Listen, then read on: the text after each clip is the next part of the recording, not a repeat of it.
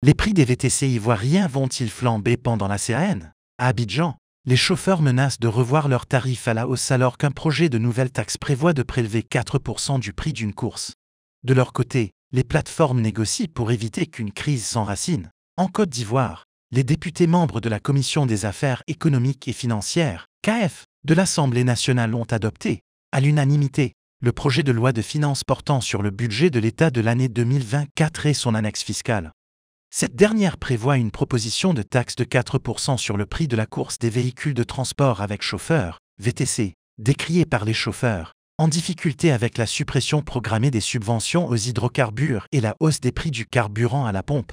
Les conducteurs de VTC, mobilisés contre les plans du gouvernement, n'excluent pas d'augmenter eux-mêmes leurs tarifs de déplacement en VTC à quelques jours du coup d'envoi de la Coupe d'Afrique des Nations, qui se tiendra du 13 janvier au 11 février 2024 en Côte d'Ivoire. Révision du cadre réglementaire, longtemps resté dans un vide juridique, le secteur des véhicules de transport avec chauffeur, VTC, est dans le collimateur des autorités ivoiriennes.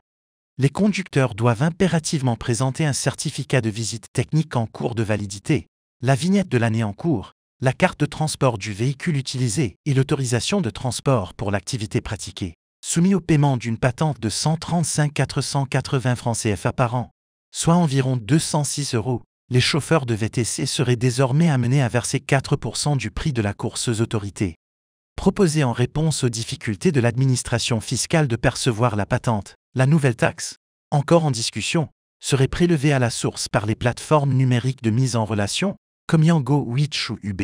Une négociation en cours, pour éviter des répercussions négatives sur le secteur, les conducteurs multiplient les appels au gouvernement pour reconsidérer son projet d'annexe fiscale poussant à leur tour les plateformes à négocier avec le gouvernement. La mise en œuvre d'une nouvelle taxe peut durablement impacter la dynamique économique du service et de l'ensemble de l'écosystème, ce qui pourrait, à son tour, influencer les conditions de service, explique un cadre de Yango Côte d'Ivoire, en discussion avec les autorités ivoiriennes. Cet interlocuteur reste optimiste quant à la possibilité de parvenir à une résolution qui facilitera les progrès sur le marché plutôt que de les entraver. Nous sommes activement engagés dans des discussions avec les organismes de réglementation, et nous croyons fermement que leurs intentions ne sont pas de nuire aux passagers ni aux chauffeurs, poursuit-il. En plein boom, l'industrie des véhicules de transport avec chauffeur a fait l'objet d'un livre blanc publié par le cabinet Marabu, avec la contribution des cabinets de conseil Deloitte et d'EY, et des autorités ivoiriennes. Intitulé VTC en Côte d'Ivoire, au-delà des kilomètres, une vision partagée, le document considère que le cadre juridique actuel nécessite une adaptation pour garantir la viabilité et l'attractivité des investissements dans le secteur des VTC.